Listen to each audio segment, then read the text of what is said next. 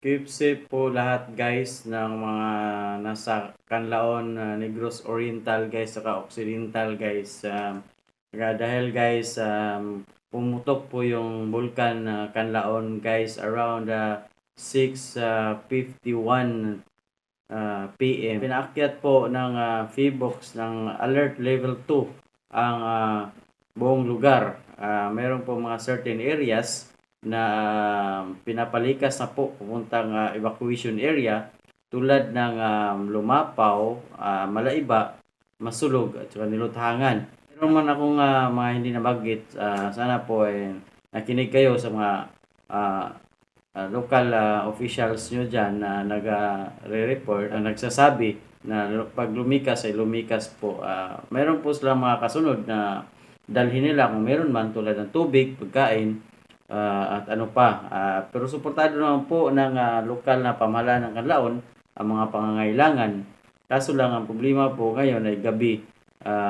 Pahirapan po ang paglikas. Meron po akong natanggap na balita na nahihirapan po silang huminga. Lalo na po doon sa may Lumapaw area, sa taas po ng Lumapaw na dahil po dulot po ng pagpatuloy ng ashfall po, yung pumunta daw galing po dun sa Canlaon volcano dun sa pinaka main crater niya. Sana po sunod po tayo sa lokal na pamahalaan. May mga kamag-anak po tayo dyan sa mga lugar na yan. Sana po yung mga hindi ko makontak, sana po masusunod kayo so, kung ano man ang mga announcements sa mga lugar nyo. Sigurado ako dyan na mayroon naman pong nag-convince sa inyong lumikas.